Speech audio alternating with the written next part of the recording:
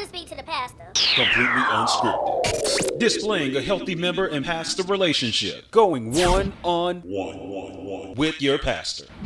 So sit back, get in the hot seat, mic up, and tell us why you still go to church on the I Still Go to Church podcast. Yo, what's up, family? I'm Bishop Chris Johnson, and here we are with another episode of the I Still Go to Church podcast. I've been on a journey to sit down with 100 of the members of Zion Christian Ministries and just ask them one simple question.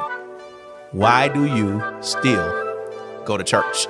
And today, I have a very special guest, and I want to welcome her, Miss Lindsay Lee. Yes. What's up, Lindsay? Can't complain. Glad to be here. It's so good to have you. I've been excited about this conversation because you're one of my West Coast members. All day. All the way from the West Side. Yeah. Right here in Murfreesboro, Tennessee. And we're so excited to have you and your family. Yes. You've been with us for 11 months now. Yes. Talk about what the past 11 months has been like for you. Listen, I am a every Sunday kind of person, but my employment here doesn't allow for every Sunday. But when I have Sundays off, I am racing to get here. Kids, get up. Come on, get your clothes out. Let's go. Let's run out the door. I mean, Zion has just been a blessing to me, my family, my children. It's been amazing. It's been a great experience. It took us a while for us to find home, and we found it. So you come down from the West Coast. Yes. Where are you from? My husband will say Inglewood, California. Inglewood? Yeah. Always up to no good. Yeah, that's what my husband would say. Yeah. And work brought you guys here? No, just change of scenery, growing family, cost of living. Yeah. We decided to come here because my father-in-law, his wife was here, and we knew we could trust our children there. So we said, well, let's go here, but we got some backup. I love it. Yeah. I love it. And so they're already here. So, and for those of you who may not know, you go back and watch, I think it's episode 3 with Miss Karen Lee. Mm-hmm. This is her daughter-in-law. Mm-hmm. And so they were already here. Yes. You guys get here. Yes. And I assume they're like, you need to come visit our church. Yeah, pretty much. So my mother-in-love, we call each other mother-in-love, daughter-in-love. She was like, yo, we visited this church. And I could just see you. I see you up there. I see you all in there getting busy, doing stuff. I can see you. It's a place for you. And I was like, okay, she really does genuinely lead with love. So anything that she says, I'm like, okay, let's do it. So we came to visit, and that was it. Wow. What was it about Zion the first time you came, or the second or the third? What was it about the church? I mean, you was like, yeah. The culture. The culture of Zion. It's no longer you guys. Come on. We love, we invite, we welcome. Yeah. And the culture of Zion is what brought us in. When my husband said we're home, I said, well, you have spoken, here we are. So I didn't argue. I didn't want to go visit no other churches. When he was ready, I was like, yeah, we're in a safe space. How did you get to that space? Because I know there's a lot of people, or a lot of wives, who are like, kind of, I don't know about this submission thing, or is that a submission thing? Or how did you get to that level? I'm going to just tell the whole truth. I'm still working that out. You're still working on it. I'm still working it out, but the reason why I married my husband was because I knew I could submit to him. Even though I didn't really know how, I knew it was possible. Yeah. So, I tell him all the time, you can tell me no. I may not like it, but you can tell me no. You don't have to tell me yes. But he doesn't pull that card out very often. But yeah, I just knew that if he was comfortable, that we were safe. I was safe. My children were safe. Wow. Comfort doesn't come easy for him. So for him to say, I found a safe space and this is where we're going to be, I knew a lot had gone into that. Wow. Yeah. Wow. So you're so right, because for so many men, especially young couples your age, there's this idea about church or biblical marriage that seems to scare people away. Like, it seems to be like this old, antiquated ideology. Yeah. How have you guys taken coming to church, shaping your family, your marriage structure? How have you allowed that to be a part of your lives?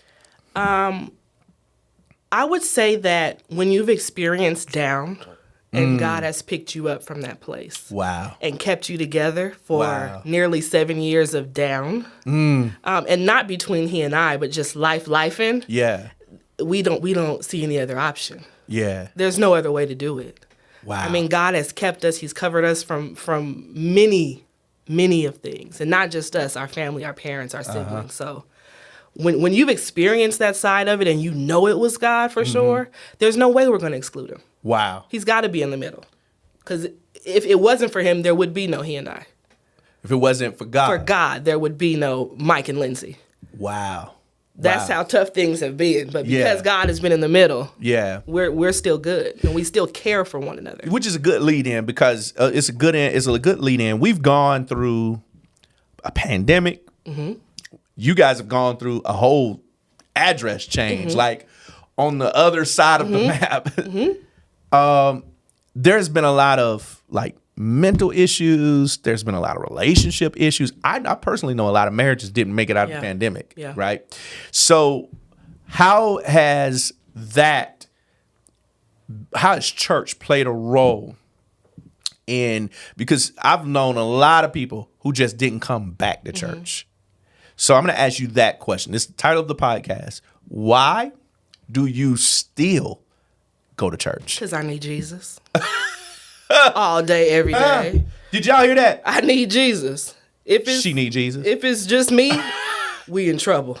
Wow. I've experienced trouble on my own. And I don't think I ever stopped going to church. Even when we were on the West Coast in the pandemic, I come from leadership of my home church. We founded a church back home. So I never stopped. I was always working, whether it's virtually or, I meet with leadership and the pastors of that space. It never ended. Church in my house when we moved here. We may not have had a church home, but every Sunday that TV was on. The kids knew it was time to sit down in the living room and we're going to find where we're going to go until we find a safe place where we can gather. So I love it. It never stopped. It can't stop. Because if it stopped, I'm going to get in the mix. And once I'm in the mix, it's a wrap. It's a wrap for everything and everybody, including me. Yeah. This must be a West Coast thing because Sister Lee has the same kind of energy. Oh, yeah. Yeah. Is that a West Coast thing? It might be. It might be. Y'all just go for it. Yeah. Yeah. It might be a West Coast thing. We just are both two very strong women. We see a lot of things the same way. So it might be a her and I thing, too. I don't know. But I dare say us West Coast folks are a little different. Maybe it's a sea air or something. I don't know. But you know what? Here's what I love about it. Because a lot of people think that when you get saved, you got to sit your personality down. You got to become something totally different. What has that transition been like for you to say, no, I'm still me? I am. Yeah. Very much so. Still special. I am me. What I love about God, though, is that there's things that I was and that I currently am that he's showing me how to be me still, but in his will. Yeah. Like there's a way to do everything where it can be pleasing unto God. And I think that oftentimes we get caught up in wanting to be us so bad that we forget that requires us to let some things go when we say yes to God. Ooh. Like I this past few years, I've been like, okay, God, I hear you. I can't do that. Are you certain? So you saying I won't do that. Yeah. I'm gonna work on that one. Like it's just, I'm still me. I'm just better. I'm better with God. I love it. Yeah. I love it. Yeah. You've got many gifts and talents, and so how do you first of all, let's let everybody know what gifts and talents and skills and all those things that you have for the kingdom. I sing with others well. Let's put that all out there. Sing with others well. I do minister. I have a podcast of my own, myself and another member of Zion, Stephanie Jones. We're both West Coast girls. Yeah. We do that every week. What else do I do? Shout out the podcast. Yes. How can they find the podcast? At Saved by Grace Through Faith. Yeah. On YouTube, on Facebook. It's me and my yellow friend. Your yellow Stephanie. That's that West Coast. Yeah, that's how you find us. SavedByGraceThroughFaith.org. You can find us there as well. But we just two folks talking about God and what he's done in our life in the most plain way we could ever express it. Yeah. transparent. All the ups and downs, the mistakes, and we change our minds often. God changes our minds, and we got to come back and say, ooh, sorry, y'all. He said we can't do it like that, so, and here's why, but yeah. We don't hear that. We don't hear much talk like that nowadays, saved by grace. Like, I'm assuming you're a millennial. Mm-hmm. Okay. Yeah. I have to think about it, too.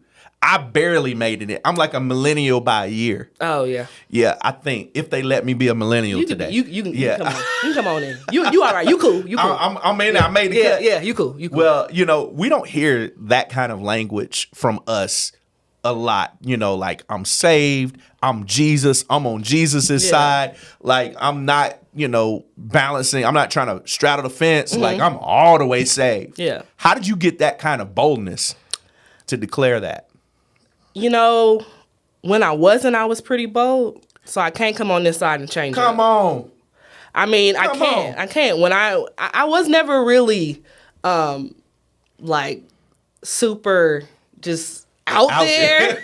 But I had some ways about me. You were borderline. If I keep it a buck, I had some ways about me that still resurface, and I have to say, cast down. Yes. Get thee behind me. But I can't get on this side and be soft. My former pastors, they always say you can't be no punk and be a Christian at the same time. Come on. Because if you in here being a punk, you about to get rolled on. Yeah. So I can't get on this side. Care. He don't care. No respecter of person. Don't care. No. Yeah. That's awesome. Well, I know from my perspective, I always appreciate members who come right in and go right to work. And that's what I perceive about your whole family. Yeah. Like, it was no sitting. It was no, oh, well, Bishop didn't know who I was. Yeah. No. It was hard for me to miss the Lees. Yeah. Has your experience starting and planning a church, has that given you a perspective about how to come in a setting like that in a new ministry, where you're new rather, mm-hmm. and just say, okay, I got to make myself known? Like, no. Honestly, I don't care if anybody in here knows me, as long as God knows me. Come on. I want to do what he tell me to do. So if he say show up to P2P, and you sit through P2P and you get all the gems and the knowledge, and everybody presents at the end, and he says, okay, now go talk to this table. Now go. I'm going to do what God says to. I'm not concerned with any of those things. And I think that that's what the ministry that we started was birthed out of, wanting to be pleasing to God more than anything. Come on. And that's the lane that I'm doing my best to occupy. Yeah. So showing up here, although you are an awesome pastor, an amazing bishop, and we have found a safe place, it's about God for me. Yeah. And because I see God in you, I know I'm safe here and I can do that and live in that place here. Wow. Yeah. That level of maturity is very rare. It's no surprise to you. I mean, if you were on ground zero of a church plant, then you know what I'm talking about. Like, to have a level of maturity to say, like, it's about God for me. I'm not going to put the pastor on this unreal pedestal. I messed up there. Ooh. If I be honest, I messed up there. When this thing started, when I got into ministry, I think the first time I gave a sermon, I was like 12. So I had some childlike thoughts of how things should be, how people should be. And then coming from organized church, being the AME church, and branching out to a non-denominational church and having thoughts about, well, this is what, Pastor O did. He did it like this. And, Pastor DW and Pastor Smith, y'all not really doing it. Like what are we doing? I had questions, concerns, and God had to deal with me on that. Wow. And, I'm the first to say, if I fall short, I fail, my bad. But let's get up and fix it. Yeah. And so now in this season of my life, I'm able to still be connected with the opportunity to minister with my home church, right? And still come here to my present home church and get busy and do work. I'm never going to flex like I always had it right. I didn't. I messed up. And none of us did. But God forgave me. He dusted me off. He restored relationships. Yeah. And he's allowing me to serve. I often say that the difference between lay member and leader is perspective. And I think what happens is once you gain perspective from a leadership standpoint, you start to understand all the questions you had. Yeah. When you were a lay member. I'm like, man, perspective has given me like a whole new insight to why, okay, my pastor did that or didn't do that.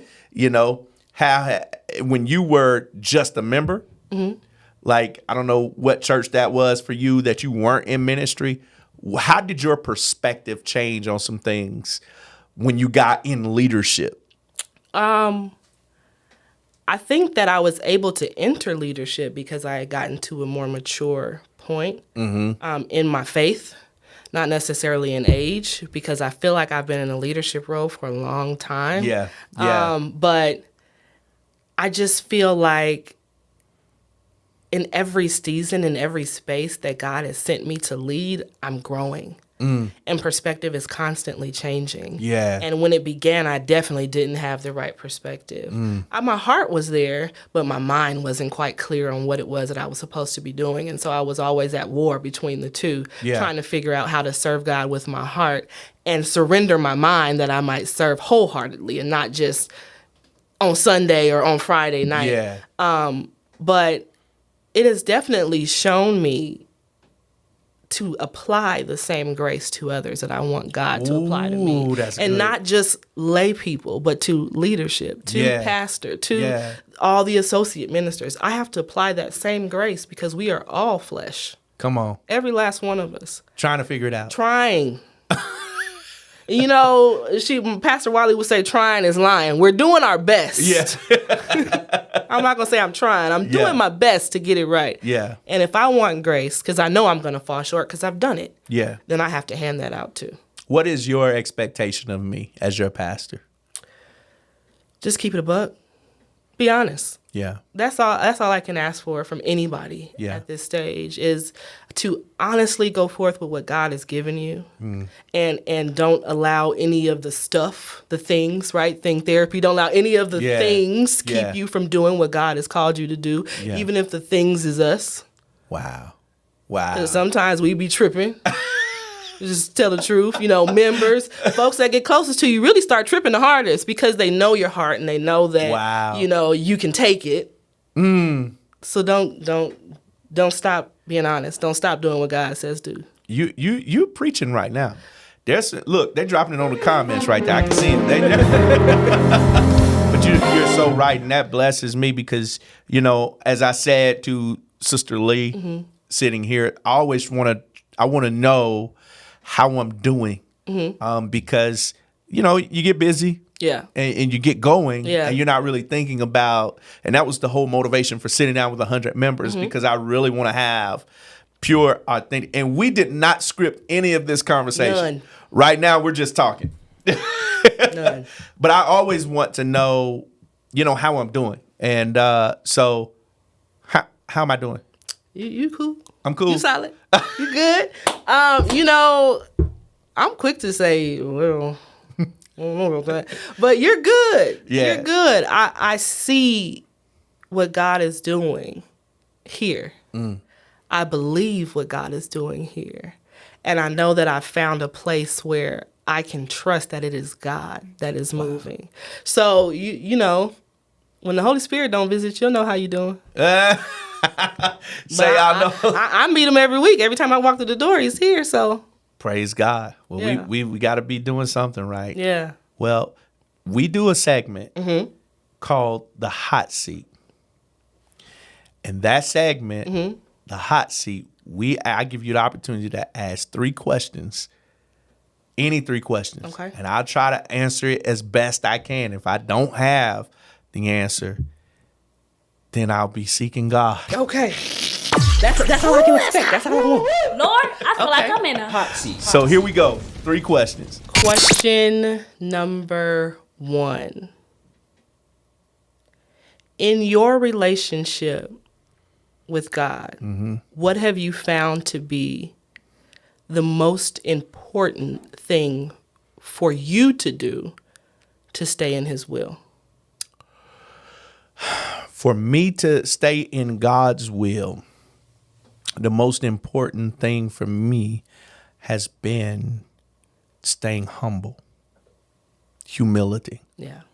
You know, sometimes in ministry, we can allow the gift to make us think it's us. You know, you experience some success and you think it's you. Yeah. You know, we started ministry from 11 people to where we are now. Yeah. And you think you did it. Yeah. You know what I'm saying? And so, like, although God used you, it wasn't you, bro. Yeah. You know, and so for me, it's been not believing my own hype and just letting God get all the credit. Yes. You know, and so one of my good friends, Pastor Moses, would say, it's not about me. It just involves me. Yeah. You know? So, yeah, you I like know, that. I think that has been my biggest lesson in my relationship with God. Okay. My next question. Uh-oh. When you need restoration, recovery from life, where in the Bible do you turn? So, you know, I think for me, there is not one particular place, right? Like, I think with my daily devotional, like, that's what in my daily devotional stuff, it's all restorative. I reserve, like, when I'm studying for Sunday, that's just heavy in the text. You know, I'm thinking about the people.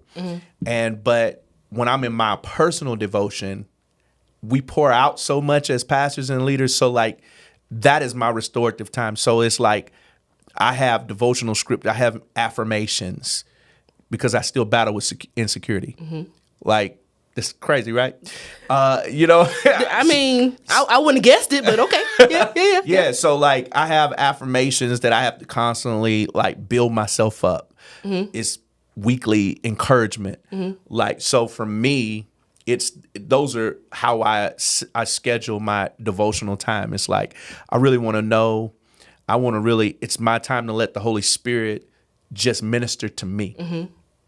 And and in my personal study, I kind of reserve that space for use me to speak to your people. Yeah. Right. So I think it's just every week. It's not just one particular place. It's like, I just kind of structured it that way. You scheduled it. You made time for it. My mama already asked the question about why the man had to roll like that. So let's see. What's my final question? What are you expecting from God where Zion is concerned? Okay. So this is a good question, because I never really get asked this much. Our vision statement is very, very, the original one is very long. Then we simplified it, moving people from distant to discipleship. At the end of the day, I just want to see people's lives changed. At the end of the day, however that means, whether that means we're going to build a school out here, whether that means we're going to have a sports facility, you know, I'm the greatness coach, you know, and we have, and, you know, I just want to see people transformed from this point to that point, looking more like Christ. Yeah. So that's the very general, broad answer. Okay. So, but over here in the next few years, I see another phase building wise. I see another phase. See, I hadn't even talked about all this. So we're getting this exclusive on the podcast, right? But I see another phase before I sit down somewhere. I want to see a building where we've got everything under one roof. And and when we build that space, it's not going to be small. I mean, you know, between our buildings now, we got one that's 4,400 square feet and another one that's 6,600, which, you know, that's where we are with those. Total of about, I think, like 11,000 square feet. The next building, I mean, minimum 18 to 20,000 square feet, right? So, because I want everything under the same roof. I want to employ our own people. You know, I've never had the opportunity to do ministry where I had a staff that was all they did. Nice. You know, so like you know, and all of that, I don't know if it's going to happen in the next 6 years. I don't know if it's going to happen in the next 15 years. And it may not happen while I'm the pastor, but I see Zion being that kind of ministry in Murfreesboro. Awesome. So. Yeah. Well, I can expect that from God too. Now I know what we're expecting. All right. Yes, let's align our expectations. Yes. Whoo, I'm off the hot seat, everybody. That was intense. So, Lindsay, listen, you've got not only the podcast, but you got a couple of business ventures, so tell us a little bit about that before we wrap up. I am not a newly licensed financial consultant, but I am now using my license. Come on. And so I am actually exercising the use of my life and health insurance agent's license and helping families to change their trajectory. So I'm really excited about that. I'm literally like 2 weeks in to lifting that off of the ground. Wow. Some other things brewing in the background. I have like a worship apparel online boutique that I'm still fine tuning and putting out there. But yeah, I'm trying to get all the streams so that I can be busy. Come on, streams. Busy. I need all the streams. Multiple streams. Yeah. COVID taught me that. Yeah. You said COVID taught you that. It hammered it home. I knew it, but it confirmed it for me. Yeah. Well, listen, I am so thankful that you have come and sat with me for a couple of minutes. I got to know you a little bit better today. Yes. Yeah, I'm glad we had this opportunity to share. And so there may be somebody out there who may like, man, these pastors out here wilding out, right? These pastors, wow. You still go to church. That pastor, he want the money, or that pastor, you've been here 11 months now. Mm-hmm. I mean, this is not our first time talking. Nope. What can you honestly say about me as your pastor to that person who may have doubts about pastor-member relationship? I would say that you're real. There's nothing phony about you. You're going to keep it a buck. You're not walking into a space where somebody is trying to get to know what you have. They're trying to get to know. He wants to get to know who you are and how he can take you from now to next. I mean, yeah. Should I say anything else? I am so humbled. Thank you so much for sitting with me. Yes. Hey, everybody. This has been another episode of I Still Go to Church. Pastor Dr. R.A. Vernon says, don't tell me who you're over till you tell me who you're under. Yeah. Who's your pastor? And what church do you go to? All right, I still go to church. Lindsay does too. God bless you.